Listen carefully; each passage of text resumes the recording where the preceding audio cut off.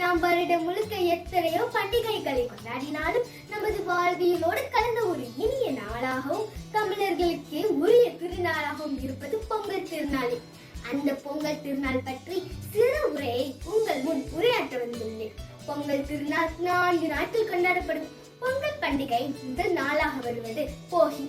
பழையன கழிதலும் புதியன புகுதலும் என்ற வாசகத்திற்கு ஏற்ப பழமைகளை பக்குவமாய் வழியளித்துவிட்டு வளர்ச்சிக்கு வரவே கூடும் புது வரவுகளை மகிழ்ச்சியோடு மக்கள் தம் மனதார வரவேற்கும் திருநாள் தான் போகி. நம் வீட்டையும் நாட்டையும் தூய்மைப்படுத்துகின்ற வகையில் கொண்டாடப்படும் சிறப்பான திருநாள் இது. இரண்டாவதாக பெரும்பொங்கல் திருநாள். உழுதுண்டு வாழ்வாரே வாழ்வார், மற்றெல்லாம் தொழுதுண்டு பின் செல்பவர் என்கின்ற தமிழ் வரை உழவர்களின் உயர்வையும் சிறப்பையும் எடுத்துரைக்கிறது.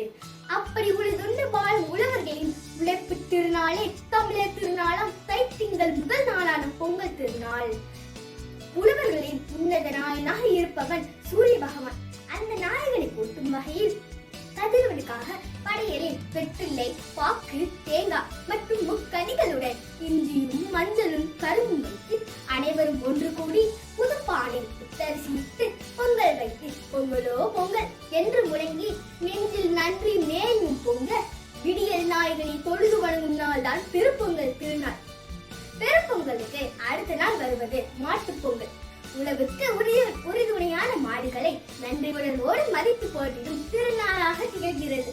இந்நாளில் உழவர்களின் தன் பெரும் செல்வமாக கருதும் மாடுகளை குளிப்பாட்டி அழகுபடுத்தி கொம்பில் வண்ணம் பூசி குங்குமம் பொட்டு வைத்து பொங்கலிட்டு வணங்குவர்.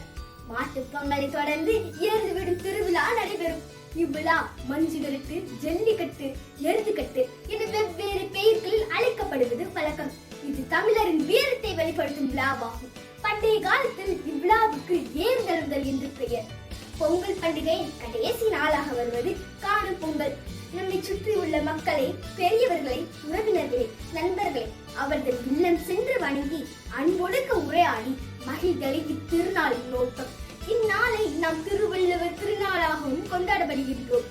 அந்த இப்படியான பொங்கல் விழாவினால் மக்களிடையே பகைமை மறந்து ஒற்றுமை உண்டாகிறது, நட்புறவு வளர்க்கிறது. இவை எல்லாவற்றிற்கும் மேலாக பொங்கல் விழா புது எழுச்சியையும் மகிழ்ச்சியையும் ஏற்படுத்துகிறது.